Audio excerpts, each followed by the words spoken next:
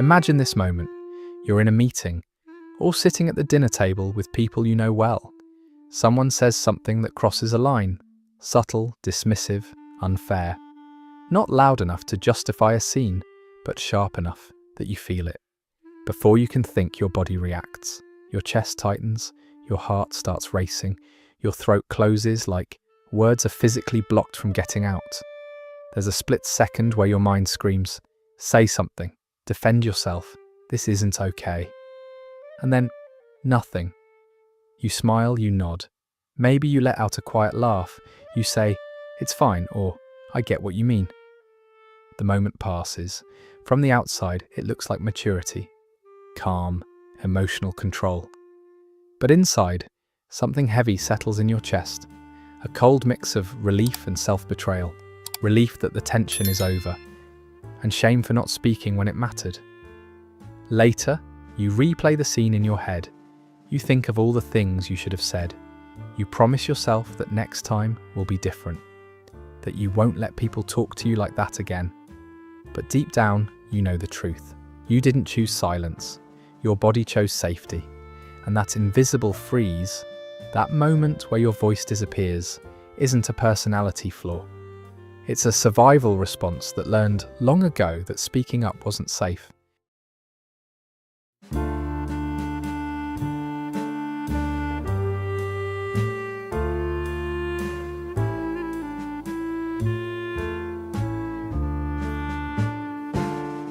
Let's remove the shame right away. Avoiding conflict does not mean you're weak. It doesn't mean you lack confidence, boundaries, or self-respect. And it certainly doesn't mean you're too sensitive. What it means is that your nervous system learned a very specific way to keep you safe. Most people are familiar with the classic stress responses, fight or flight. You either push back or you escape. But there are two others that matter deeply here: freeze and fawn. When conflict avoiders sense tension, a raised voice, a critical tone, a shift in energy, their system often defaults to the fawn response.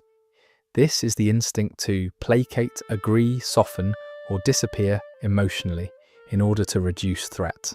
It's not a conscious choice. It happens before logic has time to intervene. Your brain isn't asking, "What do I want to say?" It's asking, "How do I make this stop?" At a biological level, your amygdala, the brain's alarm system, detects conflict as danger. And for you, social rejection doesn't register as discomfort. It registers as risk. Historically, being excluded from the group meant losing protection, resources, and survival itself. So your system chooses the strategy that once worked best: submission. By smiling, by agreeing, by apologizing when you did nothing wrong. Cortisol floods your body, preparing you for threat.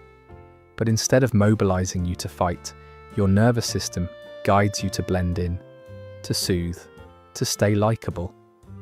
You become less visible, not because you don't matter, but because invisibility once meant safety. This isn't who you are. It's what kept you alive. Here's the part most people misunderstand. You're not overreacting to conflict. Your nervous system is reacting accurately, based on old information. When someone disagrees with you, challenges you, or expresses frustration, your body doesn't interpret it as a difference of opinion. It interprets it as a rupture in safety, a signal that connection might be at risk. That reaction begins in the amygdala, the brain's threat detector. Its job isn't to be reasonable, it's to be fast. And it doesn't distinguish between a physical threat and a social one.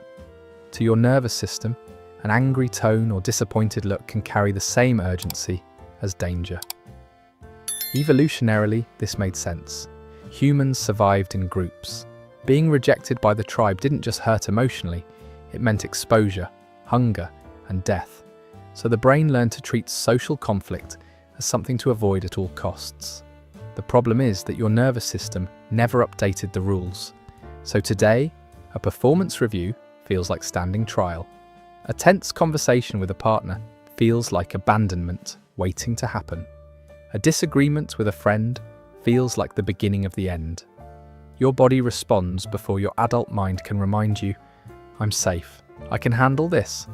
Your heart races, your throat tightens, your thoughts narrow, and suddenly, saying what you actually feel seems dangerous. Not because it is, but because your system learned long ago that speaking up came with consequences. This is why confidence alone doesn't fix conflict avoidance. This is why just be assertive never works. You can't logic your way out of a nervous system that's trying to protect you. First, it has to learn that disagreement is no longer a threat, it's a conversation. We are not born afraid of our own voices. Children speak freely. They protest. They ask why. They express anger, sadness, and disagreement without shame. If your voice disappeared later in life, it's because something taught you that using it wasn't safe. For many chronic conflict avoiders, that lesson was learned at home. In some families, conflict was loud and explosive. A parent's anger was unpredictable. Yelling, criticism, emotional volatility. You learned quickly that disagreement had consequences. So you became hyper-vigilant. You read tone shifts. You watched facial expressions. You learned that staying quiet, agreeable, and small kept the peace. In that environment, invisibility felt like safety. In other families, the lesson was quieter but just as powerful. Love was conditional. There may not have been shouting, but there was withdrawal, silence, disappointment. When you expressed anger, sadness, or needs, you were met with emotional distance. You were praised for being easy, mature, or good. And over time, you learned what those words really meant. Don't cause problems. This is how the good child is created. Many children in these environments were also subtly parentified, emotionally attuned to others, responsible for managing moods that weren't theirs to manage. Your needs became secondary. Harmony became your job. The belief that formed wasn't conscious, but it was powerful. I am lovable when I make others comfortable. If I speak up, I risk losing connection. That belief doesn't disappear when you grow up. It follows you into workplaces, friendships, and romantic relationships. Every disagreement wakes up that child logic. If I'm difficult, I'll be abandoned. So you stay quiet, you accommodate, you apologize, not because you don't have boundaries, but because, once upon a time, silence was how you stayed connected. At this point, many people start to ask a painful question. Why do I care so much? Why does the possibility of disappointing someone feel unbearable? Why does speaking up trigger guilt, panic, or the urge to explain yourself into exhaustion? This is where attachment and shame quietly take over. If you grew up needing connection to feel safe, your nervous system learned to prioritize attachment over authenticity. For many conflict avoiders, this shows up as an anxious or fearful attachment pattern, a deep sensitivity to emotional distance, rejection, or disapproval. Disagreement doesn't feel neutral. It feels like the beginning of separation. But attachment alone doesn't keep you silent. Shame does. Shame is not the feeling of doing something wrong. Shame is the belief that you are wrong. Over time, many people internalize the idea that their needs are too much, their emotions are inconvenient, and their boundaries make them difficult to love. So when conflict arises, it's not just fear of the other person's reaction. It's fear of confirming the worst belief about yourself. If I speak up, they'll see who I really am. And if they see that, they'll leave. So you manage yourself instead. You soften your words. You over-explain. You minimize what hurts. You take responsibility for other people's comfort while quietly abandoning your own. This is why conflict avoidance feels compulsive, not chosen. You're not just trying to keep the peace. You're trying to stay lovable. And here's the truth most people never hear. It's not that you fear conflict. You fear being unworthy of connection. Until shame loosens its grip, silence will always feel safer than honesty, even when that silence slowly erases you. It's easy to believe that avoiding conflict keeps things calm. On the surface, nothing explodes. Relationships stay intact. No one storms out. You remain the easy one, the reliable one. But inside, something very different is happening, because conflict doesn't disappear when you avoid it. It relocates. Every time you swallow your anger, your fear, or your hurt, your body has to hold it, and the body remembers what the mouth never said. Tension builds quietly, in your jaw, your shoulders, your stomach. You wake up tired even after a full night's sleep. Headaches become normal. Digestive issues, chronic fatigue, anxiety that seems to have no clear cause. This is the pressure cooker effect. Repressed emotions don't dissolve, they turn inward. Then comes resentment. When you say yes but mean no, you create an invisible debt. You start to feel unappreciated, used, taken for granted. You think, after everything I do for them, how can they treat me this way? But they don't know you're sacrificing yourself. They think you're choosing it. So resentment leaks out sideways, through sarcasm, emotional withdrawal, passive aggression, or quiet self-sabotage. The very relationships you're trying to protect begin to corrode. And over time, something deeper erodes, your sense of self. Each act of silence sends a message inward. My feelings don't matter. You become adaptable, agreeable, likable, but no longer known.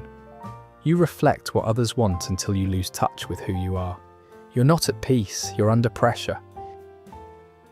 At some point, many conflict avoiders comfort themselves with a familiar story. I'm just a nice person, nice, easygoing, low maintenance, the one who doesn't make waves. On the surface it sounds like a virtue, but psychologically, this version of niceness often hides something much less noble: fear. Niceness in this context is not generosity, it's a strategy, a way to manage other people's reactions so you don't have to feel their disappointment, anger, or withdrawal. You're not being nice because you want to. You're being nice because you're afraid of what will happen if you're not. That makes niceness a form of self-protection disguised as morality. Kindness is different. Kindness is rooted in truth, not control. Kindness is telling a friend something they don't want to hear because you care about their well-being. Kindness is ending a relationship you've outgrown instead of staying to avoid guilt. Real kindness is willing to risk discomfort for honesty. Avoiding conflict often means choosing niceness over kindness, choosing immediate safety over long-term integrity. It keeps things smooth on the surface, but hollow underneath. And here's the part that matters most. Niceness wasn't your flaw. It was your adaptation. You learned that being agreeable kept you connected, that being pleasant made you safer. But what once protected you is now keeping you small. Because relationships built on niceness don't know the real you. They know a version designed to be accepted. And acceptance without authenticity is not love, it's performance. For many conflict avoiders, the fear isn't just about disagreement, it's about what disagreement might turn them into. There's a quiet terror beneath the surface. If I speak up, I'll become harsh, demanding, just like the people who hurt me. So silence feels safer than risking becoming the villain in your own story.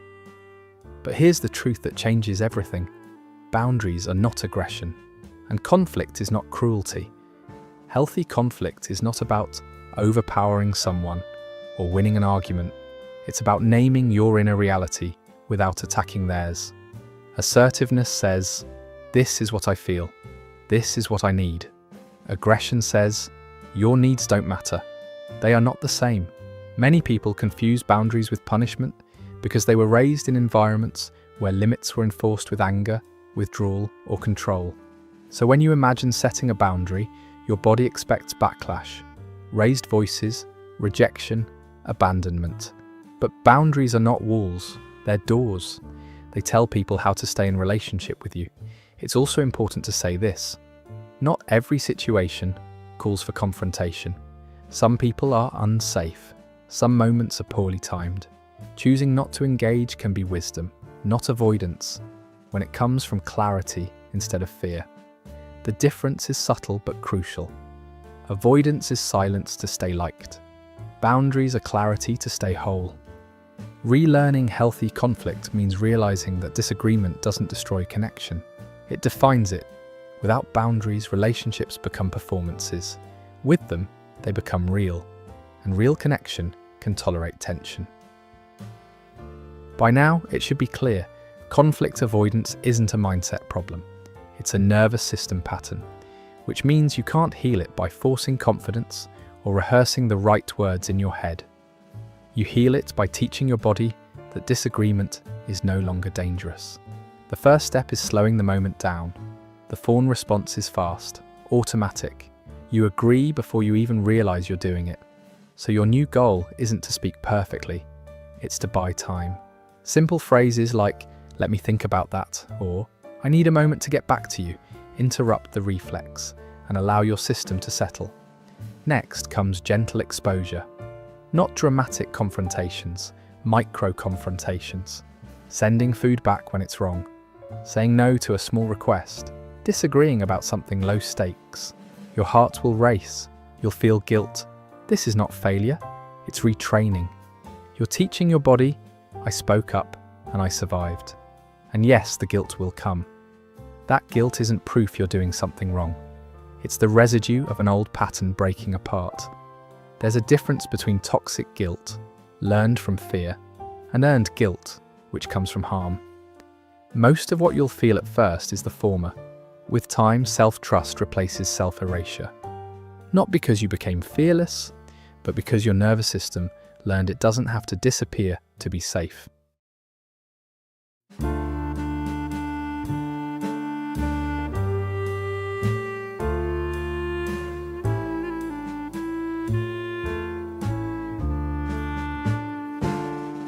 There is a price to silence that rarely gets talked about.